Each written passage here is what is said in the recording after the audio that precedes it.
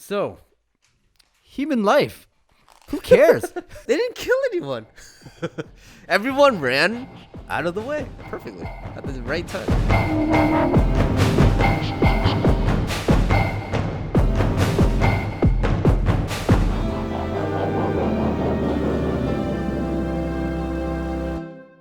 What's up, action fans? We're back with Athan on Action. I'm your host, Athan Bao. I'm joined here by Peter. Also known as the Asian Vin Diesel. Yeah, mini Vin Diesel. So when you're in Asia, you get stopped all the time, right? Oh yeah, obviously. It's like, hey, weren't you like Vin Diesel when he was like a teenager or something? They're like, do that line. Say Brazil. Say Brazil. This is Brazil. just like him. No difference at all. Yeah. Today we're going to review Fast 5. Are we gonna wear sunglasses the whole time? Yeah. All right. Can you believe it's been 10 years? No, I cannot. That blew my mind when you said that. It feels like 4 or 5 years, but not 10. No, definitely not 10. It's just it's because this last year it felt so long. It's freaking wild. 2011, we're in 2021 now. Yeah. I thought like Fate just came out like last year. I'm sure if we were like in high school when that came out, we would notice in 10 years, but we're older. So we're kind of like, Oh my god, now you think about it. Fast and Furious 1 came out when we were still in high school. yeah, 20 years ago. That is crazy. 2001. Holy crap. Fast 5 was directed by Justin Lin. Cinematography by Stephen F. Winton. Second unit director was Spiro Rastatas and one of my personal favorites, Alexander Witt. Stunt coordinators, and there are a lot. Agnaldo Bueno, Jack Gill, Gary Himes, and Troy Robinson. First thing we're going to break down is the Train Heist. This is the only one I have a setup for. The rest are kind of self-explanatory. Why? We don't get the New Yorker? The setup! Dominic Toretto, Brian O'Connor, and Mia help with a Brazilian crew to steal 3 cars from a train.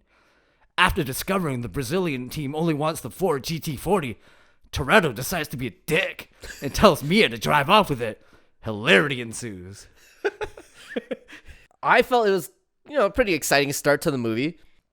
They were almost trying to ground it in reality in a lot of ways, like what they're trying to put as much practical effects as they could into it. As an example, like the flatbed truck slamming into the train, like they did that for real. Like yeah, it was due to complaints from the previous movie. Yeah, because everybody felt it was too CGI-y, so they had to step it up a notch. I don't know about you, but like for me, whenever Vin Diesel is like fighting goons or whatever, I just get really uninterested. He's so like overpowering. Like he feels like Superman. He's just as strong as The Rock. There's no stakes, man. Him and The Rock are the same size. It's so They're comical, not. like They're the not. way he's just like throwing people around or whatever. They're not the same size, by the way. He literally can get stabbed by a goon with like a knife, and he's like, "Oh, I'll just shake it off." I do like his introduction though. Even though this is the 5th movie in a franchise, they still introduced him like he's like, it's like the first time you've ever seen this character. Steps onto the train. They kind of do that for like all the characters, well, except for Brian. Yeah, Brian and Mia, where they just kind of walk on camera. Yeah, but everyone else gets that like, ooh. What about he's Vince? back. Vince? Vince got that ooh he's back look? I felt that way when I saw him. Don't take anything away from Vince. Let's talk about Paul Walker a little bit. Yeah. I will be totally honest. I was never a fan of his character. Yeah, me too. Until this one. If you notice, they kind of made him like the point man now. If you really want to compare it to Inception, like Dominic Toretto is Leonardo DiCaprio, and he is Joseph Gordon-Levitt. So they definitely made him more interesting, so good job to them, because I never found him interesting. I always found his acting stilted. Don't get me wrong, rest in peace, big fan. Generally a big fan. But they turned around on me on this one. How did you feel about like the very ending of the scene, like the 300-foot fall into the river? Like realistically, when you think about it logically, like they would have died because. Well, they did actually do the fall. You know that, right? Not at that height. Yep, it was at that height. Not into water. Yep, it was in the water. Come on. They were on a descending rig. They had like a wires. It was a real fall. 2 stuntmen. From 2 stuntmen? Yep. Come on. Yep, it was all real. How did they get that shot, man? That shot had like. What shot? It's almost like the camera's like set up on something on a car in the car. I can tell you. Like, yeah. I can tell you. It was green screen. All of it? No, Everything? the close-up shots of them on the car Yeah. was green screen. Okay. Yeah. But the actual drop was Yeah. real. Yeah. Okay. Come on, you know that. Green screen. Green screen. Come on, I want to believe, man. You know this. I want to believe. The only thing that kind of makes me go, what? Is when Paul Walker jumps on that mini truck thing, the flatbed truck, and he's fighting the guy. All of a sudden, the guy somehow like lit up a torch. Like, how did he have time? He's driving. Mad Max style. You're all of a used to sudden- that, man. When did he light it? Yeah. So what'd you give it overall for the scene? I gave it a 5. Full 5, eh? Yeah, nice. I gave it a 4 out of 5. Where the franchise is going into the unbelievable spectrum. What are you talking about? This is so grounded. Yeah. This was all Beginning real. part. The beginning part. This was all real. Next thing we're going to cover is the favela chase. No setup for it because it's the favela chase. You know what I'm talking about. Everyone knows what a favela is. Favela. First off, it's pretty interesting that they actually shot in a favela. You know how dangerous that is? But I watched the behind the scenes. Apparently, this is one of 2 nice favelas. Like friendly ones. Nice favelas. Nice favelas. What's the other one? I think there's like 4 or 5, and 1 or 2 of them 4 or 5 are nice welcoming. ones? No, there's 4 or 5 in total, and only 2 of them will allow film crews in there. Oh, really? Yeah. Wow. Okay. Like, let me ask you this. Is Rio de Janeiro not the best setting for a Fast and the Furious movie? Yeah. Totally. But did you feel in a way like they didn't take the full advantage of Rio de Janeiro? Like, you know how busy that city is, and and it felt like whenever they were driving around or anything like that, it felt like the city was like empty. Well, the driving stuff wasn't in Rio de Janeiro. That wasn't okay. No, that the driving stuff was filmed in Puerto Rico, Oh, okay. doubling for Rio de Janeiro. Yep. But how they depicted the slums and filmed it was pretty cool. The only other film that I can remember, Hollywood film, I should say, there's plenty of Brazilian films that filmed it, but Hollywood films was Incredible Hulk with Ed Norton. Remember they had a very similar foot chase? Yeah. I do like the little cat and mouse chase between Rock and Vin. How he's kind of like listening to his footsteps overhead. It's almost like it's basically like Super Mario Brothers, but in a real world. It Vin is dropping 20 feet, but he's got time to look back and see the Rock. Because he's that fast.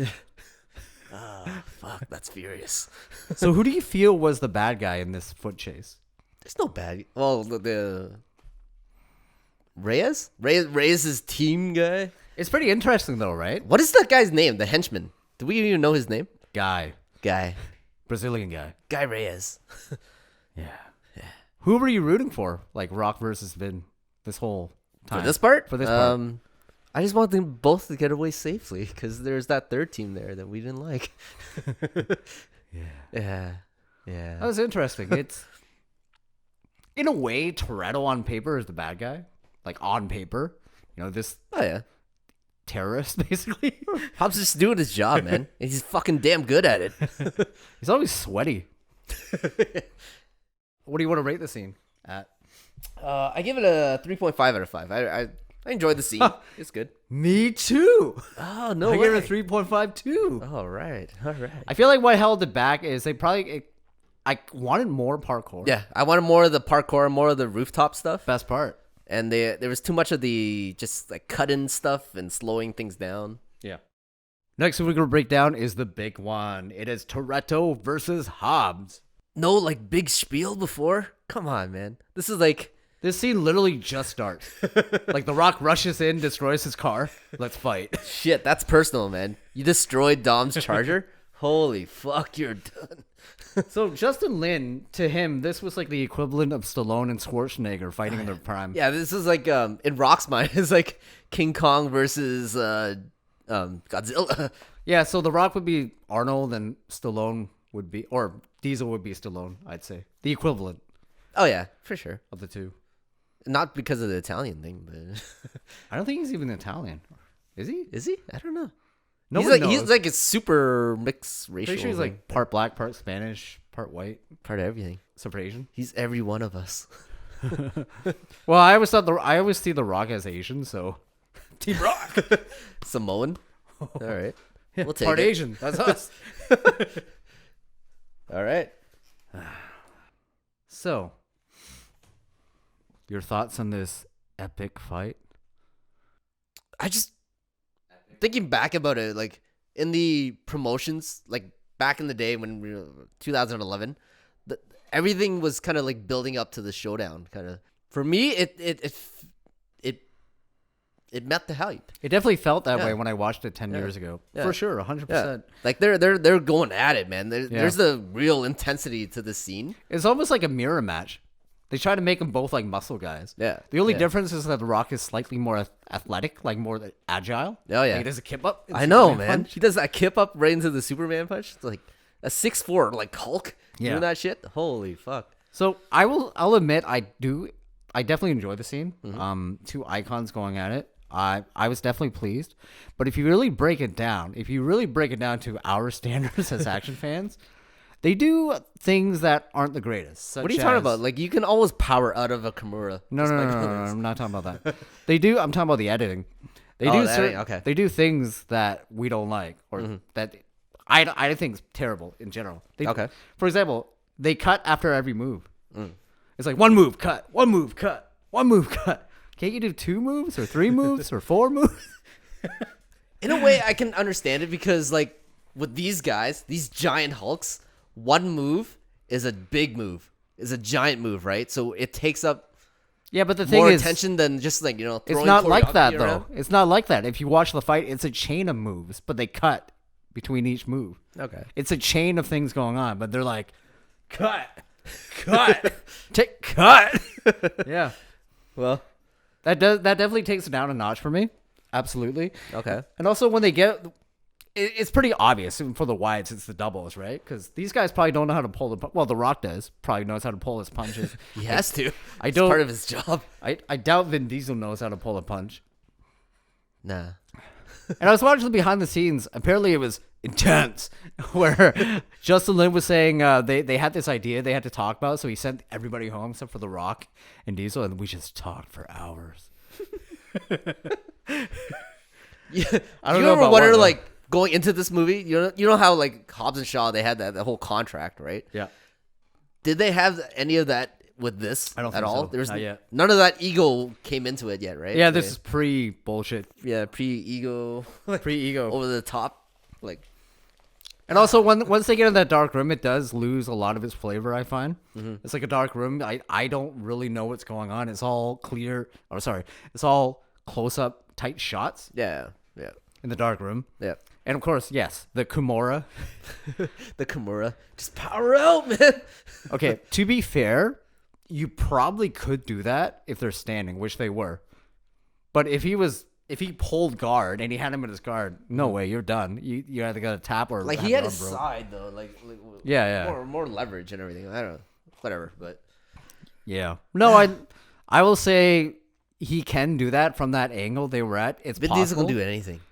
No, but realistically, it is possible to power out that way in that how they were standing. Okay, very possible. Okay. If it's on the ground, different story. Different story. I gotta say, like, any scene that has like 2 giant spears, it's gonna win some points for me. So is there 2? Yeah. What's the first one?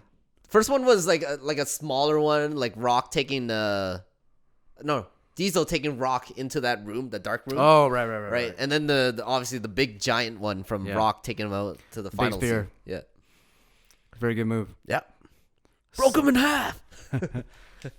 I think it's so big that I wouldn't call it a spear. I call it a gore. You remember that? Yeah. Paul Heyman. Rhino. Gore. He knows how to call it, man. But then after the big spear, it goes on the ground, and it gets better there. It gets better. There's some jujitsu sweeps in there. Just monsters going at it. I don't like how they had Hobbes go for a wrench, though. Yeah, it made sense thematically for Dom. Yeah, thematically, yes. But it was more just set up so that Dom could reverse and then get the wrench from him. Really, that's all it was. It was just so that the audience can slightly side with Dom. They're like, all right, Rock, you're gonna have to cheat a little bit. Yeah, but I don't think Hobbes would do that. No. Yeah, like I gave the scene like a 4.5.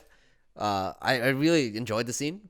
It lost points to me just for the end where actually Dom was on top and was like about to smash him, technically, like smash him with the wrench. Like I felt like he would have been riddled with bullets from Rock's team as soon as he brought the wrench up. That's it's a kill blow. You gotta shoot him. So, I gave it a 3. You didn't like it that much, eh? No, I love the scene, but I gave it a 3. Okay. Well, you got to be honest, right? You can't just. You have to have criteria. Yeah. So storytelling, it's all right. It's just reason for them to fight. Moves was Broke cool. Dom's car. The editing took it down a few notches for me, and also the darkroom stuff. So a 3. Okay. You can't just be like everything is great, everything is awesome. Gotta have criteria, bro. Next up, we got the vault heist. So, human life. Who cares? They didn't kill anyone. Everyone ran out of the way perfectly at the right time. That little Asian girl in the bus. Yeah, she ran away too. She was fine. She was fine. she's She was fine. like, wow. She's just watching everything. People are just passing by her through life. Here's the thing. I love the scene, but I still have problems with it. Okay. I love how it's pulled off. I've never seen a car heist like that before. Nope. Pretty damn cool. 2 cars dragging a vault. So cool that people in our town tried to copy that same heist. People in what? Our town. Wait, what? No, you know this. No, I don't. Yeah, Actually. you actually do. You just don't remember. Okay, maybe. Old age. Yep. Because we went to that bar after they did it, and we're like, what happened here? There's like a giant hole. Because what happened was a truck pulled out an ATM. Oh, that. They got to the highway, but then the ATM itself dropped off because physics, folks. Speaking of physics, you know how they pulled out that vault, right? Tell. The vault was actually a mini car, and it was a guy driving inside it the entire time. Nice. Arguably the best ending of the Fast franchise. Like for me, it's ingenious. Like the way they, like whoever thought the scene and all the guys behind the scenes that like worked on it to like pull it off in every way. Like for me, like those are the action movie heroes. I just have a problem with this scene though. All right. They destroyed a bank and totally laugh at it. Yeah, they don't even care. That throwaway line. Guys, every corrupt cop in the city is after you right now. So it's okay if you kill them. Mm-hmm. Yeah, it's okay if you like knock down all the power lines and like the cars that are just crashing over, because they're every single cop's a corrupt one. There can't be one innocent guy. Anything else we want to talk about before we rate this thing? For this sequence, no. Like I know I love this sequence, so I'm giving it a 5 out of 5. So I gave it a 4.5. Just took it down 0.5 notches just for the story aspects of it. Okay. How they really don't care about human life. This is the reason, folks, why I personally enjoy 6 better than 5. Because in 6, there's that line where the tank goes against the people, and Toreto actually says, "Get them away from the people." And then 7, they kind of went back to it. They're like, "Hey, this is our city. We're going to use it as a shield." Yeah. Not a fan of that, but 4.5 overall. Next up, we got rating and rankings. I got Rate Our Hero. All right. What do you got? This is where they really start hammering home the whole family theme, the whole family and loyalty and all that stuff. But they haven't really like knocked you over the head with it. Like they're like, not in your face about it yet too much. So, and the head of the family is Toreto, and he gets like a couple like pretty good monologues and everything. So I give him a 4 out of 5 of this. I enjoyed him in this. I really like Vin Diesel in general.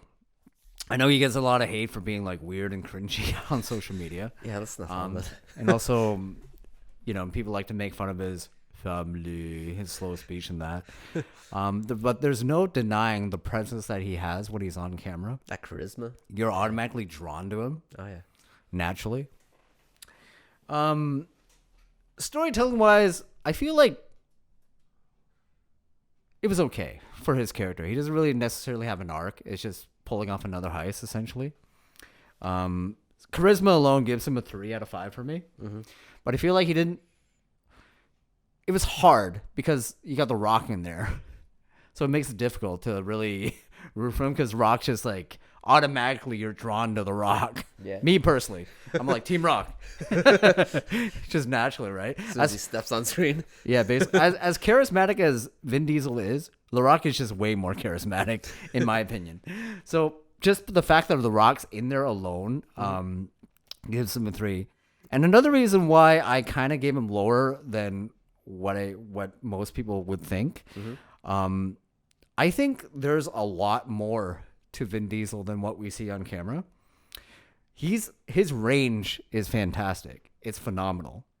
It's just he's kind of been pigeonholed, like by himself, of course, as being this strong, silent type, alpha male type character. But if you ever see him in other movies, like I personally think his best role was Knocking Around Guys. That's a good movie. But yeah, that's really the only reason. A, The Rock, more charismatic, and two, I feel like he's capable of so much more. Mm-hmm.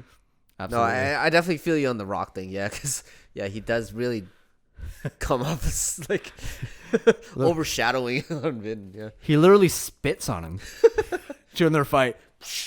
It's part of selling in wrestling. Oh, so what do we got for radar villain Reyes? Who?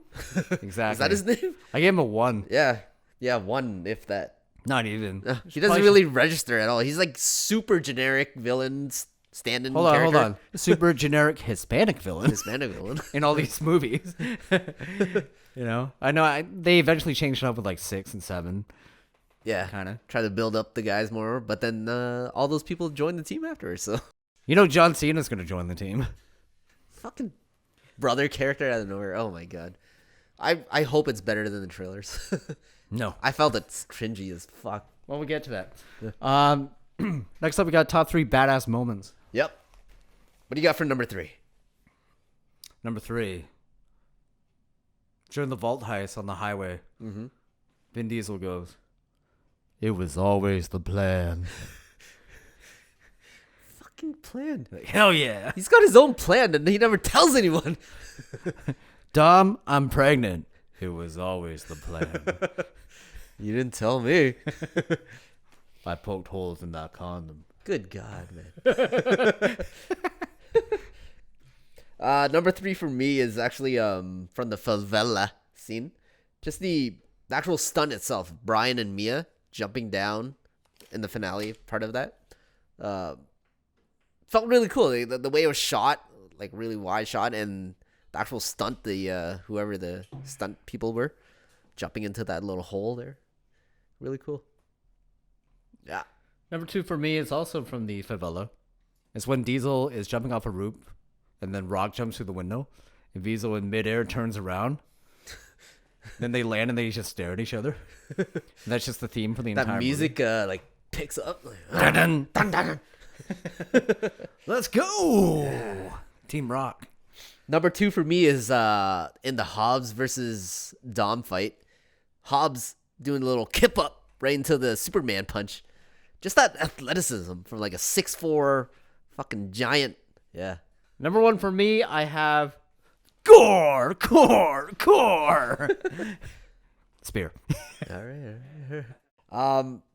Number 1 for me is it's a simple little thing, but it's from the finale. Brian and Dom are like driving down, but then they have to like do a little split. Brian goes left, Dom goes right, and it like smashes the vault right into like 2 police cars. Just really cool stuff. Anytime they use that vault as like a weapon, it's like, oh fuck, that's so cool. Yeah, I love that stuff. Yeah. I'm so surprised that heist isn't in a GTA game yet. It will be. Yeah, I was hoping it was going to be. Still finding a way to like program the vault. I was hoping it was going to be in GTA 5. That would have been sick. The system wasn't ready for that yet. It takes a PS5. So where does this movie stand in your rankings of the Fast movies? Probably number 2 in the way that it like reset the whole franchise and just like put on this path to like. Oh yeah, we should probably talk about it. Neither of us liked 4. No. Yeah. Do people actually like 4? People love 4. Why though?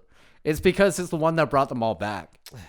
I can understand back then because it's been so long, so I get it now. Mm-hmm. But people still really like 4. Come on. And like people for some reason hate 3 and like people hate 3. Yeah, 3 is my number 1. I'm telling you right now. 6 is my number 1. 6 is your number 1? 6, 3, 5 for me. 6, 3, 5. Okay. Yeah. Yep.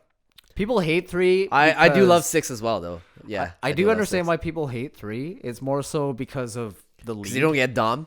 No, it's the lead. Yeah, that guy. Freaking terrible. But you got Han, man. I fucking love Han. Yeah. Han Solo. But hey, Christopher Nolan likes 3, so ha! Yeah. That's his favorite. Take that. It's a good movie. It's a great movie. It's a really good movie. I really love the drifting. It's and really the stuff. last street racing movie of them all. Mm-hmm. Because after that, it's just heist, right? DK, bro.